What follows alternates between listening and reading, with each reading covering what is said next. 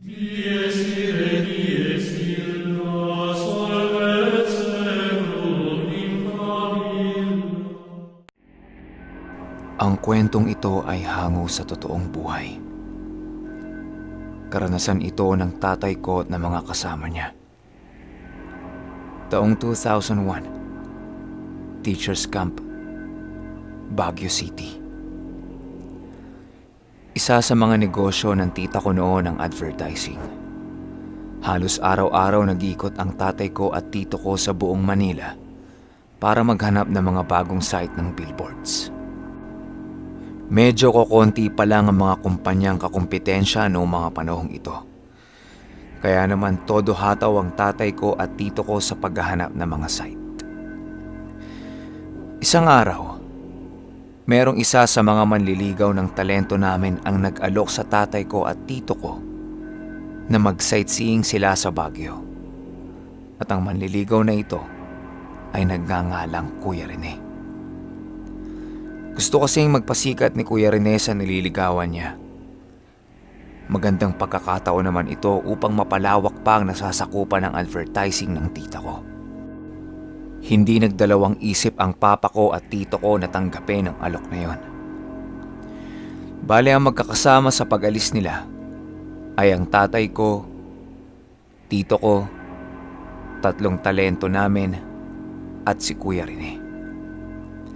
Ang nagdala ng sasakyan noon ay si Kuya Rene dahil nga nagpapasikat siya noong mga panahong yon. Isang SUV ang dinala niya para sama-sama sila sa iisang sasakyan. Inayos lang nila ang kanika nilang mga schedule at agad na nagtungo na sila sa Baguio. Bumiyahe na sila. Hindi pa ayos ang NLEX noon kaya medyo matagal pa ang kanilang biyahe.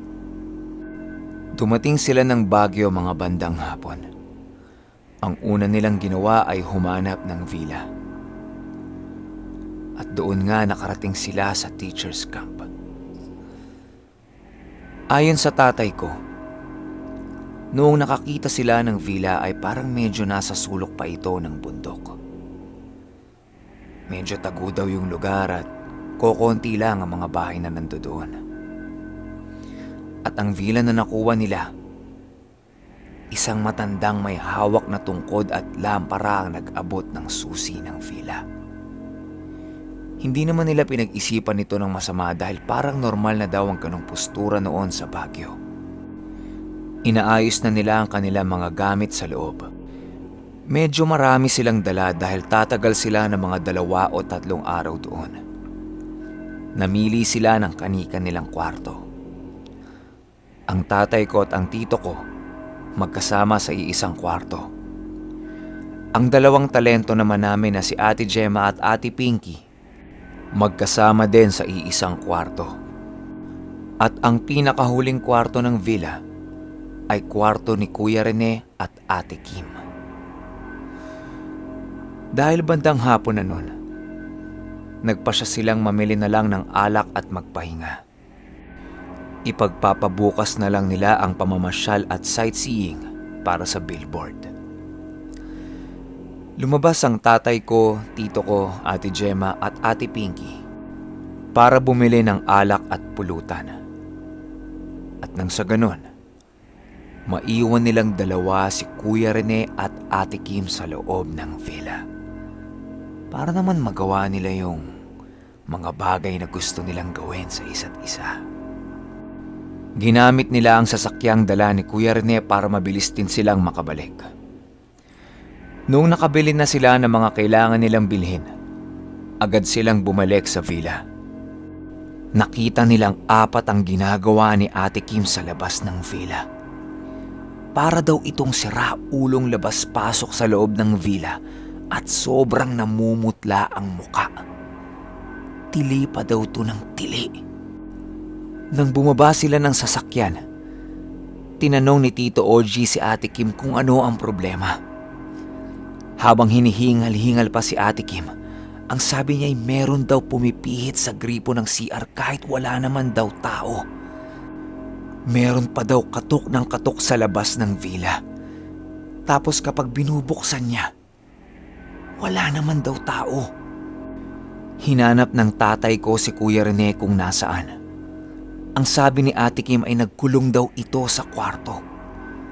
Katok daw ng katok si Ate Kim sa kwarto nila pero hindi daw ito binubuksan ni Kuya Rene.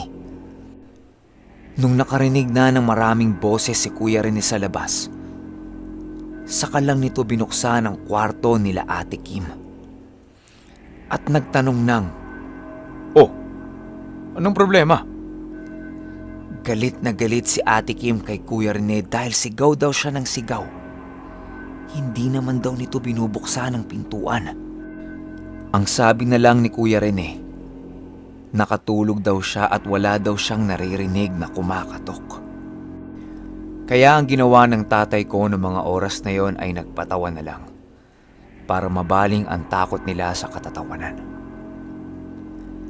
Inayos na nila ang mga lamesa ng pag-iinuman nila. Wala nang intro-intro at agad na nag-inuman ng mga ito. Habang nasa kalagitnaan sila ng inuman, naririnig nga nila na mayroong pumipihit ng gripo sa CR.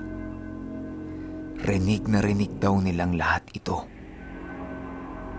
Ang ginawa ng tatay ko ay sinarado niya ang gripo. Pero ilang minuto lang ang lumipas, naririnig na naman nila na merong nagbubukas nito. Ang sabi na lang ng tatay ko ay hayaan na lang. Hindi na lamang nila ito pinansin at nagkwentuhan na lamang sila. Tumigil din naman daw sa pagbukas-sara yung gripo. Mga 10:30 PM nagpasya na ang tatay ko na matulog sa kwarto nila. Naglakad ito papunta doon. Nung nasa tapat na siya ng pintuan nila, pinihit ng tatay ko ang doorknob. Pagpihit niya, nakalak ang pinto. Ang sabi ng tatay ko ay, "G, bakit mo naman nilak yung pintuan? Matutulog na ako ah." Ang sabi naman ng Tito OG ko, "Ha? Hindi pa ako lumalapit dyan Baka natutulog pa yung multo. Hayaan mo na muna yan. Maya-maya bubukas din yan. Tara, inom ulit tayo." Bumalik ang tatay ko sa lamesa nila. Uminom siya ulit. Mga 1 oras lang ang lumipas, nagpaalam na si Ate Gemma at Ate Pinky na matutulog na. Pagpasok nila sa kwarto nila, sabay na sabay silang tumili ng napakalakas. Biglang nagtaasan ang mga buhok nito na para bang hinangin. Sinarado nila agad ang pintuan. Tumakbo sila pabalik sa lamesa. At ayon sa kwento nilang dalawa, pagbukas na pagbukas pa lang daw nila ng pintuan, may nakita silang nakahiga sa kama nila. Isang matanda daw yun na lalaki. Nakatagilid ang ulo at nakatitig sa kanilang dalawa. Binuksan agad ni Tito OG yung pintuan. Pagbukas nito ay wala naman siyang nakita. Maayos naman daw yung kwarto, medyo amoy na kulob lang na damit. Pagtapos noon ay nagpasya silang dalawa na matulog na lang sa kwarto ni Ate Kim at Kuya Rene. 12:00. Nagpunta na sila sa kwarto nila. Ang naiwan na lang na nag-iinuman ay ang tatay ko at si Tito OG. Habang nagkukwentuhan sila, ayon sa tatay ko, bigla daw nagtanong si Tito OG sa kanya na, "Oh, Tony, bakit mo naman inuusog tong baso ko? Lumalayo tuloy sa akin." Nagtaka ang tatay ko dahil hindi naman niya yun ginalaw. Pagbalik ni Tito OG ng baso niya sa pwesto nito, ilang segundo lang, kitang-kita nilang dalawa na umusog yung baso papalayo sa kanilang dalawa. Para daw itong minagnet ng kung anong enerhiya. Hindi na nila tinuloy pa ang pag-iinom nila. Nung sinubukan ulit buksan ng tatay ko yung pintuan, hindi na ito nakalak. Dahang-dahang binuksan ng tatay ko yung pinto. Pagbukas niya ng pinto, kinakapa-kapa niya yung switch ng ilaw sa gilid ng pader. Nang biglang may humawak sa kamay niya. Ayon sa tatay ko, napakalamig daw ng mga kamay nito at ramdam na ramdam niya yung gaspang ng balat. Nagulat ang tatay ko at binuksan niya ng todo yung pintuan. Pagtingin niya ay walang katao-tao sa loob. Tanging ang mga kama lang nila at isang napakalaking salamin lang ang nandoon sa loob. Ang sabi ng tatay ko, "G, hindi na ako matutulog sa kwartong yan. Dito na lang ako sa labas." Sumang-ayon naman si Tito OG sa sinabi ng tatay ko. At doon sila natulog sa labas, sa may double deck. Pinili agad ng tatay ko yung nasa itaas dahil medyo dikit na ito sa kisame ng bahay. Para kung sakasakali daw na merong magpakita sa kanya, yung kisame lang daw ang makikita niya. Ang Tito OG ko naman ang nasa ibaba ng double deck. Ayon sa kwento ni Tito OG sa tatay ko, noong natutulog na siya, ay meron daw nagpakita sa kanyang babaeng nakaitim na mahaba ang buhok. Wala itong muka. At nakalutang daw ito sa hangin. Nakaturo sa kanya. At lumutang ito papunta doon sa CR. Bumangon ang tito ko at sinundan niya yung babae. Noong pareho na silang nasa CR, dahan-dahan daw itinataas ng babaeng nakaitim ang kanyang mga kamay at akmang lulusob ito papunta sa kanya. Walang sabi-sabi ay pinagbababato ito ng tito ko ng tigalpo. Hindi nakalapit yung babaeng nakaitim sa kanya bagkos ay umiilag lang ito. Umiilag siya sa kung ano ang binabato ng tito ko sa kanya gamit ang buhay na salita. Ilang segundo lang daw nangyari yon at agad ding nawala yung babae. Pabalik na siya sa higaan niya. At nung tiningnan niya yung higaan niya, nandoon ang katawan niya. Noong nakita niya yung sarili niyang katawan, alam niyang naka-astral projection siya. Ipapaliwanag ko lang. Ang gamit ng tito ko noong mga panahong yon ay satur sa kaliwa. Ang ibig sabihin, ito ay nasa panig ng kadiliman. Kapag ito ay naramdaman ng ibang elemento na nasa paligid mo, lalo pa at dayo ka sa lugar na yon, ang pinakamalakas at may pinakamataas na antas ng kapangyarihang elemento na nandoon, ang susubukin ka. Susubukin ka kung hanggang saan ang kaya mo. Kaya payo ko lang para sa mga bago pa lang sa ganitong larangan, kilatisin muna nating maigi ang ating mga pinag-aaralang salita. Mas maiging tingnan muna natin kung ito ay nasa kanan o nasa kaliwang panig. At tungkol naman sa sinabi kong astral projection, ito ay isang kakayahan ng isang individual na makalabas sa sarili niyang katawan gamit ang kanyang kaluluwa para makapaglakbay sa iba't ibang lugar. Marahil ay naranasan niyo na ito pero hindi niyo na maalala. Yung bang parang pakiramdam mo ay nakokontrol mo yung panaginip mo. Yung ganong pakiramdam. Medyo malapit na yon sa antas ng astral. Pero bibihira lang ang nakakagawa ng ganitong klase ng kakayahan. Pero hindi ito basta-basta. Kapag ang kaluluwa mo ay nakahiwalay na sa iyong katawan, may posibilidad na hindi na ito makabalik at maiwan sa kabilang dimensyon. Kaya ang mainam na gawin kapag ito ay hindi mo pa praktisado, bumalik ka na lang kaagad sa katawan mo. Medyo mahabang paliwanag yun ha. Teka lang, Balik muna tayo sa kwento.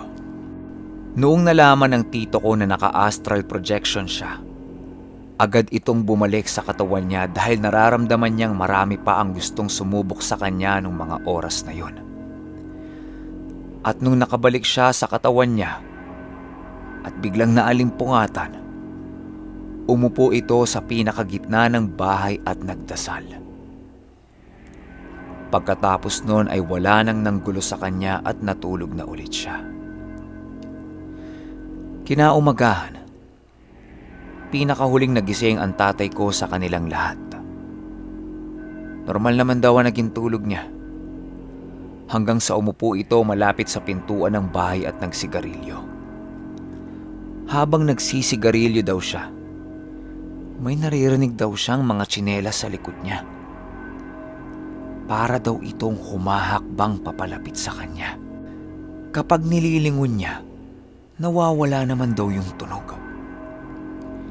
Hinayaan lang daw niya ito at patuloy na nagsigarilyo. Ilang segundo lang, naririnig daw niya na parang tumatakbo na daw ito papalapit sa kanya. At nung lingunin niya, nakakita daw siya ng transparent na kortina na mabilis na lumampas sa kanya. At paglagpas nito sa kanya, nakaramdam daw siya na sobrang lamig. Halos manigas daw ang mga kamay niya sa lamig. Pagkatapos nun ay tumambay na lang siya sa labas at hinintay niya mga kasama niyang makabalik na lang. Marahil nagtataka kayo kung bakit hindi gumamit ng tigalpo ang tatay ko. Mahirap kasing gumamit basta-basta ng tigalpo. Maaari kasi yung tumama sa iba. At kapag nakatama ka ng iba at nakatsamba ka pang tamaan, ay isa sa mga prinsipe o hari ng mga engkanto, maaari yung ikabagsak ng buhay mo. Maaaring hindi ikaw ang magantihan nila. Pero nandyan ang iyong mga kamag-anak na walang alam tungkol sa buhay na salita. Yun ang maaari nilang gantihan. At ang pinakamasakit pa, kapag ito ay gumanti sa iyong mga anak. Kaya kapag meron ka ng alam patungkol sa mga buhay na salita, magdoble ingat ka at pag-iisipan mong maigi kung saan mo ito gagamitin. Medyo lumalalim na tayo ng lumalalim sa mga kwento natin. Gusto mo pa bang isagad ang kalaliman? Kung gusto mong isagad, wag na wag mong kakalimutang i-click ang like, share, notification bell, at lalong-lalo na ang subscribe button. Oops! Teka lang. Wag mo naman iskipan lahat ng ads.